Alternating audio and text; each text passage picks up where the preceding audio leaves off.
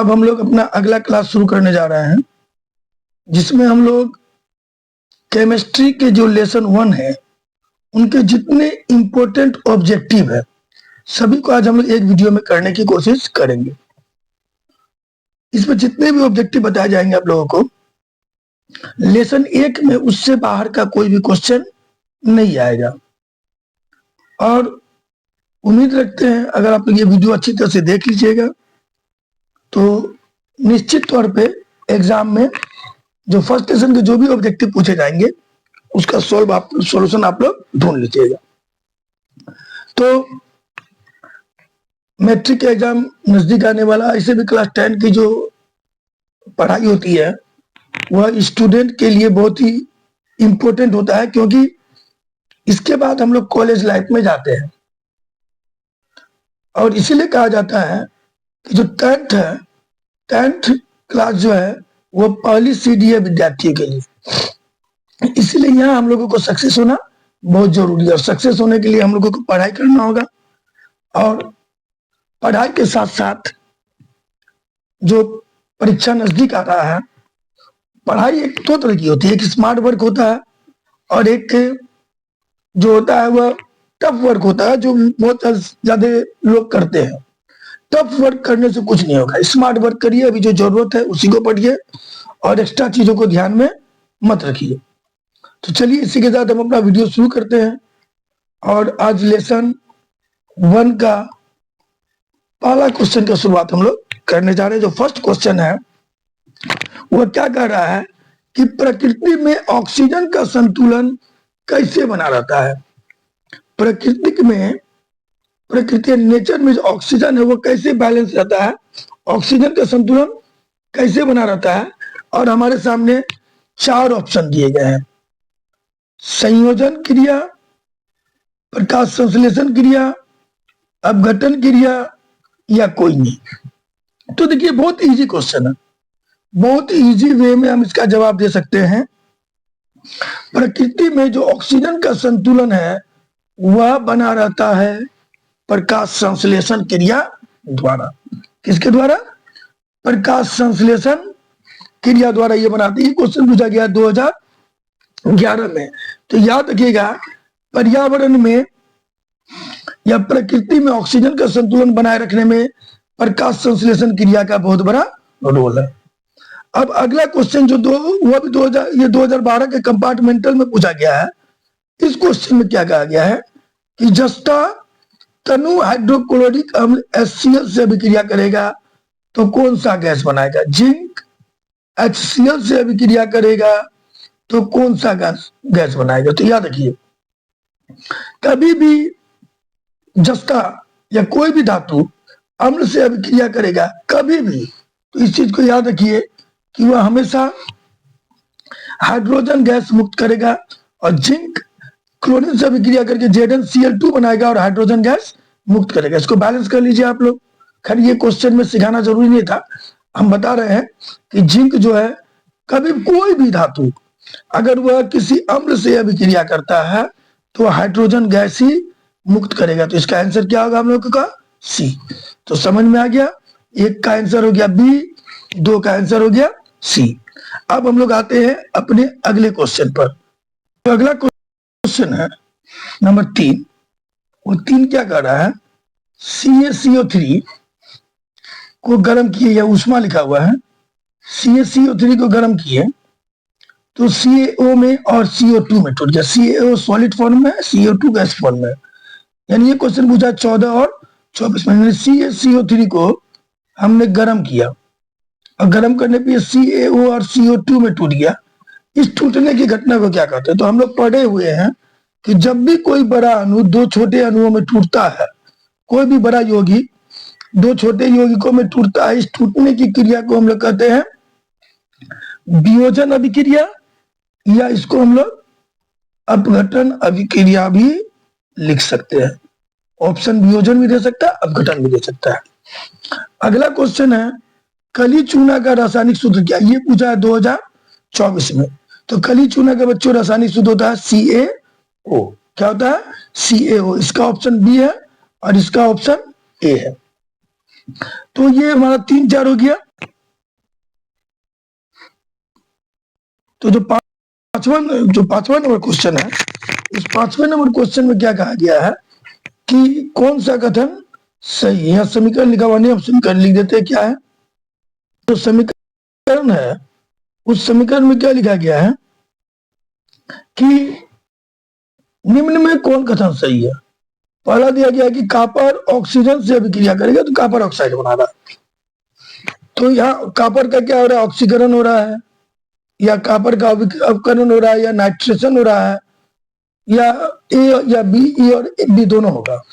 तो इसका जवाब क्या होगा।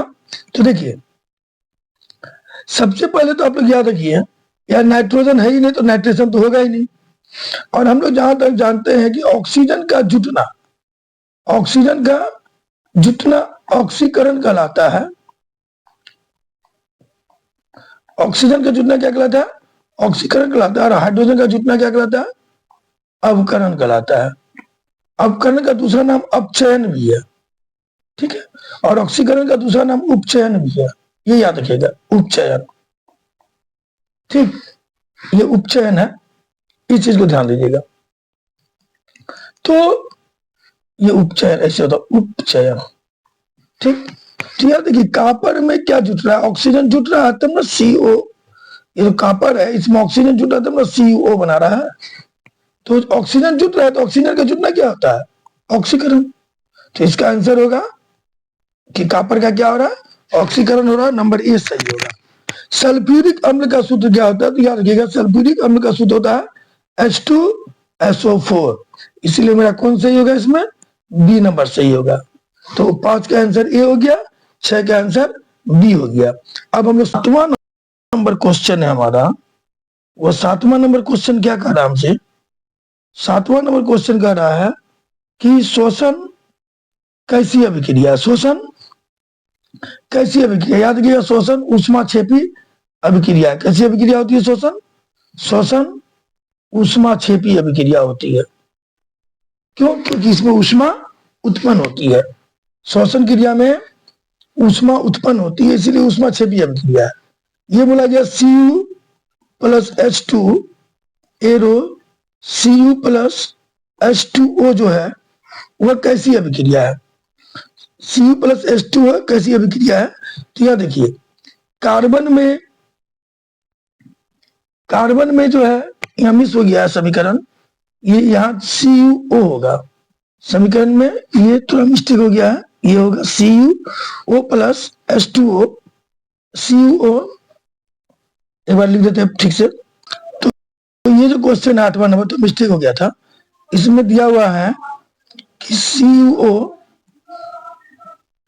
Plus H2 arrow Cu plus H2O कैसी है। तो याद रखिए, CO से ऑक्सीजन निकल रहा है और निकल करके Cu बना, तो ऑक्सीजन का निकलना क्या होता है, अवकरण। और हाइड्रोजन में ऑक्सीजन जुट रहा है और जुट करके क्या बना रहा है, जल बना रहा है। और ऑक्सीजन का जुटना क्या होता है, ऑक्सीकरण। तो अगर हम लोग इस समीकरण में जिक्र देखें तो इसमें ऑक्सीकरण भी हो रहा है, अवकरण भी हो रहा है। तो जिस समीकरण में ऑक्सीकरण और अवकरण दोनों हो वह कहलाता है रेडॉक्स अभिक्रिया। क्या कहलाता है, रेडॉक्स अभिक्रिया। क्योंकि ऑक्सीकरण का जो अंग्रेजी होता है वह होता है ऑक्सीडेशन, और अवकरण का अंग्रेजी होता है रिडक्शन। तो इसका रेड लिया गया है, इसका ऑक्स लिया गया है, रेड जो ऑक्स बन गया रेड ऑक्स। तो इस तरह यहाँ ऑक्सीकरण और अपकरण दोनों हो रहा है, इसीलिए कैसी अभिक्रिया है यह है रेडॉक्स अभिक्रिया। ठीक, 8 नंबर तो हो गया। अब हम लोग अगले क्वेश्चन में आते हैं। क्वेश्चन क्या कर रहा है हम लोगों से, अगला क्वेश्चन कर रहा है नाइट्रोजन डाइऑक्साइड के धुएं का रंग कैसा होता है। नाइट्रोजन डाइऑक्साइड के धुएं का रंग कैसा होता है, तो नाइट्रोजन डाइऑक्साइड के धुएं का रंग होता है भूरा। कैसा होता है, भूरा। अगला, साग सब्जियों के विघटन होकर कंपोस्ट बनना कैसी अभिक्रिया है। साग सब्जियों का विघटन होकर कंपोस्ट बनना संयोजन अभिक्रिया। कैसी अभिक्रिया है, संयोजन अभिक्रिया। साग सब्जियों का विघटन होकर कंपोस्ट बनने की अभिक्रिया कैसी अभिक्रिया है, तो याद रखिए, साग सब्जियों का विघटन होकर कंपोस्ट बनने की अभिक्रिया जो है थोड़ा मिस बोल दिए, वह उष्मा क्षेपी अभिक्रिया होगा। कैसी अभिक्रिया होगा? उष्मा क्षेपी, ये नहीं होगा, उष्मा क्षेपी अभिक्रिया होगा। ठीक है, तो ये हमारा गलत आंसर था, ये मिस बोल दिए थे हम। साग सब्जियों का विघटित होकर कंपोस्ट बनना, उष्मा क्षेपी अभिक्रिया बी नंबर सही होगा, क्योंकि इसमें उष्मा उत्पन्न होती है। जब साग सब्जियां विघटित होती है तो विघटित होने के क्रम में क्या उत्पन्न होती है? उष्मा उत्पन्न होती है। अब हम लोग अपना अगले क्वेश्चन की ओर बढ़ रहे हैं कि अगला क्वेश्चन क्या रहा है। देखिए अगला क्वेश्चन क्या कर रहा है, अगला क्वेश्चन कह रहा है Na2SO4 और BaCl2, BaSO4 और 2NaCl बनाता है। Na2 होगा, N2 लिखा गया है, Na2 होगा, ये सुधार देते हैं हम, Na2 होगा, Na2 plus sorry Na2SO4 plus BaCl2 arrow BaSO4 plus 2NaCl, ये कैसी अभिक्रिया है? ध्यान दीजिए, इसका ये वाला भाग पॉजिटिव होता है, ये नेगेटिव। पहला वाला भाग धन आयन, दूसरा ऋण आयन। ठीक है, पहला धन आयन होता है और दूसरा ऋण आयन है। ये धन आयन है, ये ऋण आयन है, इसका ये धन आयन है, ये ऋण आयन है। तो ये धन आयन के पास जाएगा, सॉरी धन आयन ऋण आयन के पास जाएगा, तो ये Na और Cl मिलके NaCl बन गया। और इसका धन आयन इस ऋण आयन के पास आया, ये Ba और SO4 मिलकर BaSO4 गया, SO4 बन गया। यानी दोनों के आयन का स्थानांतरण हुआ, दोनों के आयन का क्या हुआ? आदान प्रदान हुआ। दोनों ने अपना एक आयन दूसरे को दिया, दूसरा का आयन लिया। तो इस प्रकार की अभिक्रिया जब भी होती है उसको कहते हैं द्विविस्थापन अभिक्रिया। तो इसका आंसर सही होगा सी। सेम ये हिसाब भी है, Zn plus CuSO4 arrow ZnSO4 plus C। अगर इस पे गौर किया जाए तो ध्यान दीजिए, ये जो Zn है, इस Zn ने Cu के स्थान पे जाके अपना स्थान ग्रहण कर लिया है और Cu हट गया वहां से। तो जब कोई जो अधिक क्रियाशील परमाणु होता है वो कम क्रियाशील परमाणु को हटा करके उसका स्थान ग्रहण कर लेता है, तो जो अभिक्रिया होती है उसको हम कहते हैं विस्थापन अभिक्रिया। तो इसका आंसर सही होगा सी नंबर। ये कौन अभिक्रिया है? विस्थापन अभिक्रिया है, इसलिए इसका आंसर कौन सही होगा? सी नंबर सही होगा। ठीक, क्या अगला क्वेश्चन क्या बोल रहा है? अगला क्वेश्चन बोल रहा है कि रासायनिक अभिक्रिया के दौरान किसी पदार्थ में ऑक्सीजन का ह्रास होता है, तो वो क्या हो रहा है? उसका अपचयन हो रहा है या उपचयन हो रहा है या अपचयन हो रहा है या संरक्षण हो रहा है? संक्षारण होना चाहिए था, गलत लिखा गया है, संक्षारण होगा। संक्षारण हो रहा है या इनमें से कोई नहीं। तो देखिए, रासायनिक अभिक्रिया के दौरान जब किसी पदार्थ से ऑक्सीजन निकले तो ऑक्सीजन का निकलना कहलाता है अवकरण, और अवकरण को हम लोग कहते हैं अपचयन। याद रखिएगा, अ से अवकरण, अ से अपचयन। ठीक है, और ऑक्सीकरण को कहते हैं उपचयन, ये ऑक्सीकरण है। लेकिन ऑक्सीजन का ह्रास होना, ऑक्सीजन की संख्या घटना, ये कौन अभिक्रिया कहलाती है? वह कहलाती है अवकरण। तो हम लोग पढ़ेंगे इसको अपचयन। यहाँ पर बोला गया है 15 नंबर, जो 2019 में पूछा है, और ये भी मेरा जो क्वेश्चन है ये भी 19 में ही पूछा गया है। ये 2019 में जो क्वेश्चन पूछा गया है, इसमें क्या कह रहा है? ये हाइड्रोजन और ऑक्सीजन का मिलकर जल का बनना, ये हाइड्रोजन और ऑक्सीजन का मिलकर जल का बनना संतुलित कर दिया। कैसी अभिक्रिया है? तो देखिए, यहाँ पर दो छोटे परमाणु है या अणु है, जो भी है, वो मिलकर एक बड़े यौगिक में बदल रहे हैं। तो जब भी कोई दो छोटा अणु मिलकर एक बड़ा यौगिक बनाए तो उसको हम कहते हैं संयोजन अभिक्रिया। तो इसका आंसर होगा ए। क्लियर हो गया? इसका आंसर हो गया बी, और अगला का आंसर हो गया ए, संयोजन अभिक्रिया। अब हम लोग अपने अगले क्वेश्चन में आते हैं। ठीक है, रासायनिक अभिक्रिया के दौरान किसी पदार्थ में ऑक्सीजन का योग होना क्या कहलाता है? तो ध्यान दिया, रासायनिक अभिक्रिया के दौरान किसी पदार्थ में ऑक्सीजन का योग होना अपचयन कहलाता है। किसी भी पदार्थ में ऑक्सीजन का योग होना, ऑक्सीजन का जुटना, ऑक्सीजन का जुटना क्या कहलाता है? तो ऑक्सीजन का जुटना, जब किसी पदार्थ में ऑक्सीजन जुटे तो उसका ऑक्सीकरण हो रहा है, उसका ऑक्सीकरण हो रहा है। क्या हो रहा है सर? ऑक्सीकरण हो रहा है। सॉरी, मिस बोल दिए, अपचयन नहीं होगा, ये दोनों अपचयन ही लिखा गया है, अपचयन ही लिखा गया, ये उपचयन होगा। क्या कहलाता है? उपचयन कहलाता है, क्योंकि ऑक्सीकरण का मतलब होता है उपचयन। ऑक्सीकरण का मतलब क्या होता है? उपचयन। अगला है, निम्न में कौन ऑक्सीकरण क्रिया नहीं है? तो देखिए, दहन के लिए भी ऑक्सीजन चाहिए, श्वसन के लिए भी ऑक्सीजन चाहिए, और भोजन के पचने के लिए भी ऑक्सीजन चाहिए। तो तीनों ऑक्सीकरण है, क्योंकि तीनों में ऑक्सीजन की आवश्यकता होती है। तो ऑक्सीजन किसके लिए नहीं चाहिए बताइए? तो ऑक्सीजन नहीं चाहिए हम लोगों को अवक्षेपण अभिक्रिया में। तो इसका आंसर होगा डी। ये देखिए, दोनों लिखा गया है, अपचयन लिखा गया है, तो आंसर इसका उपचयन याद रखिएगा। क्या होगा? उपचयन। उपचयन को कहते हैं ऑक्सीजन। सिंपल सा तरीका है। अवकरण, अवकरण, अवकरण, ऑक्सीकरण होता है ना। देखिए, याद रखने का तरीका, अ से अवकरण, अ से अपचयन। अपचयन और उपचयन होता है, तो याद रखिएगा, अ से अपचयन, अ से ऑक्सीकरण। ऑक्सीकरण को ही हम लोग अपचयन कहेंगे। नहीं, अ से ऑक्सीकरण, अ से ऑक्सीकरण होता है, अ से अपकरण, अ से अपचयन। अपकरण को हम लोग अपचयन कहेंगे और ऑक्सीकरण को उपचयन कहेंगे। इस चीज को ध्यान रखिएगा, बड़ा बड़ा कंफ्यूजन हो जाता है इसमें। ठीक है, अब हम लोग अपने अगले क्वेश्चन में आते हैं।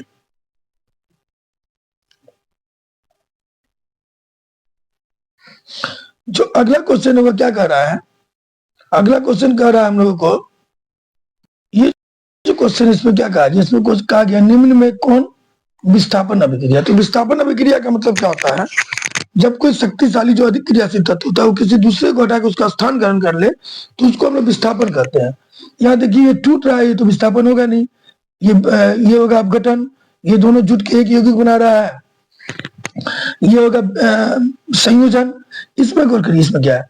यहाँ एफ ही है, ये एफ ही ने क्या किया? सी को हटा के उसका स्थान ग्रहण कर लिया। तो क्लियर हो गया कि सी नंबर मेरा विस्थापन अभिक्रिया। तो 18 का आंसर क्या होगा? सी नंबर होगा। ये जो समीकरण है, इस समीकरण में क्या कहा गया है कि CaO और H2O मिलकर CaOH ट्वाइस बना रहा है। तो जब भी दो या दो से अधिक यौगिक आपस में मिलकर के कोई बड़ा यौगिक बनाते हैं, तो उसको हम लोग कहते हैं संयोजन अभिक्रिया। तो 19 का आंसर सी नंबर होगा। ठीक है, अब हम लोग आते हैं अपने अगले क्वेश्चन। तो ये क्वेश्चन क्या कह रहा है? देखिए, ये क्वेश्चन क्या कह रहा है? ये क्वेश्चन कह रहा है कि जो जल है, जल में हाइड्रोजन और ऑक्सीजन के परमाणु की संख्या का अनुपात क्या है? तो देखिए, जल का सूत्र होता है H2O। हाइड्रोजन कितना है? 2। ऑक्सीजन कितना है? 1। हाइड्रोजन के 2 परमाणु है, ऑक्सीजन के 1 परमाणु। तो क्या होगा? 2:1। तो 2:1 कहा है मेरा? बी नंबर में। तो आंसर होगा बी। सिल्वर आयोडाइड का रंग कैसा होता है? याद रखिएगा, सिल्वर आयोडाइड का रंग पीला होता है। कैसा होता है सिल्वर आयोडाइड का रंग? पीला होता है। तो ये हम लोग का 20-21 हो गया। अब हम लोग अपने अगले क्वेश्चन को देखते हैं। तो देखिए, अगला क्वेश्चन क्या कर रहा है? निम्न में कौन सा युग्म एकल विस्थापन अभिक्रिया को प्रदर्शित करेगा?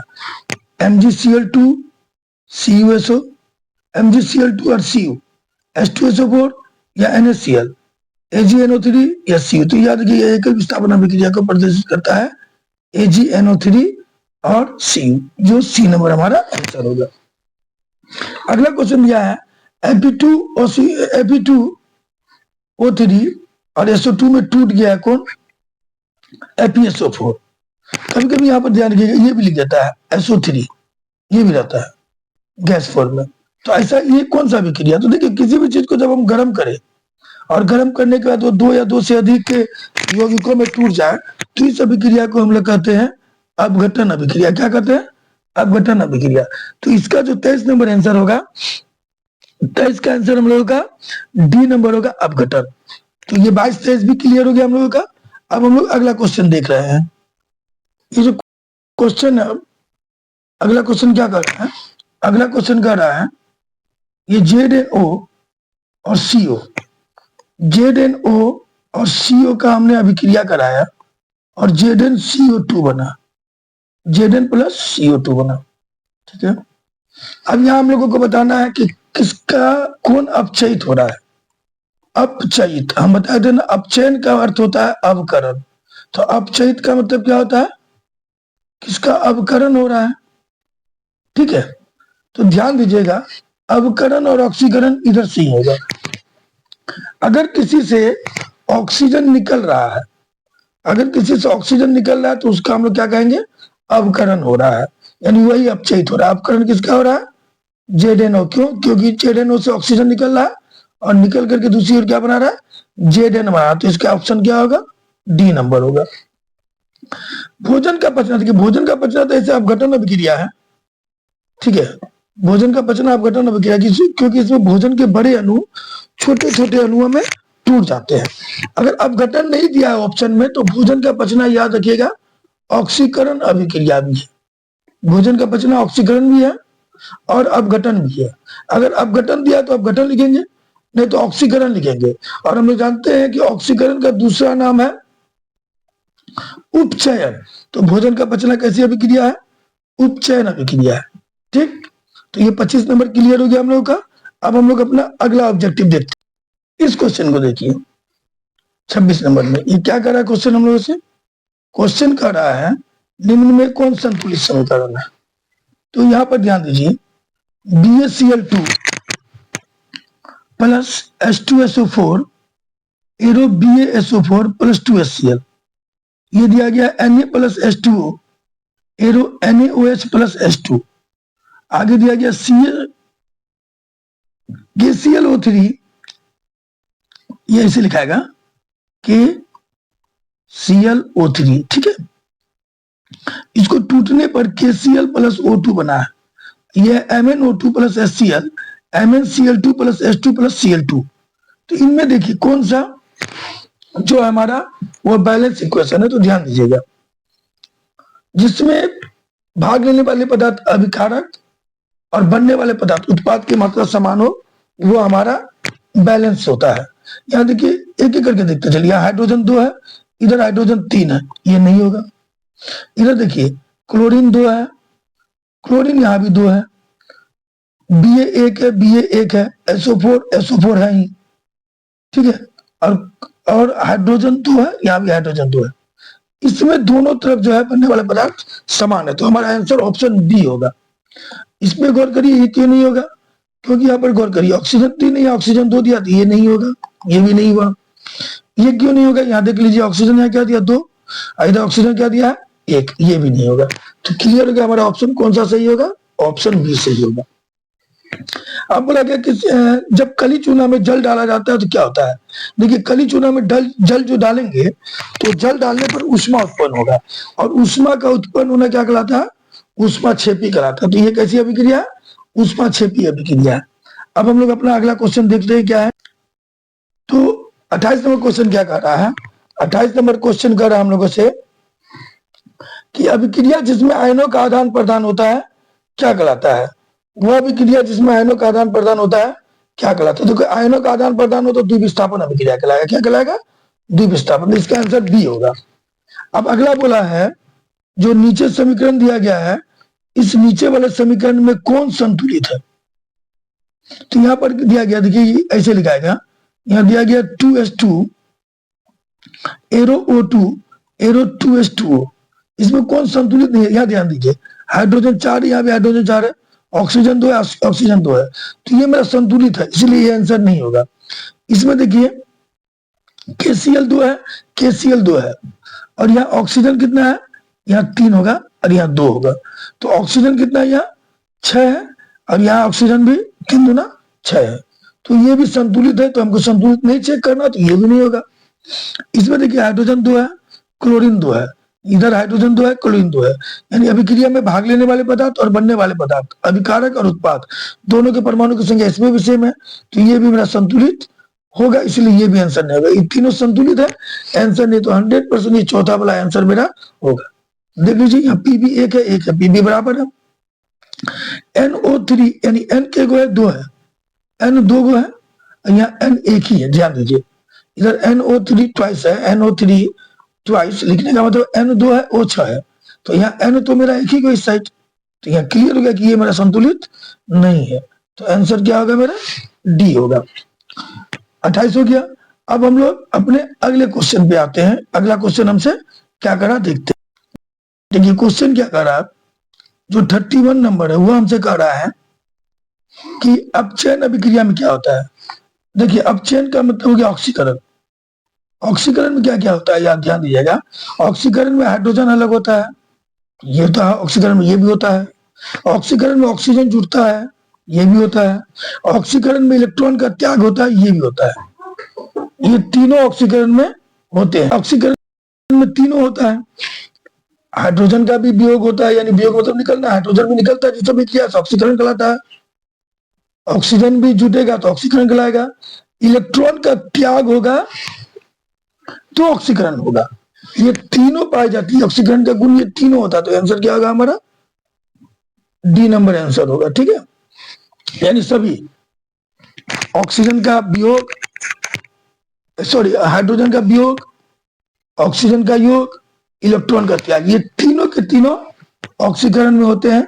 और ऑक्सीकरण को ही हम लोग क्या कहते हैं? अपचयन कहते हैं, सॉरी उपचयन कहते हैं।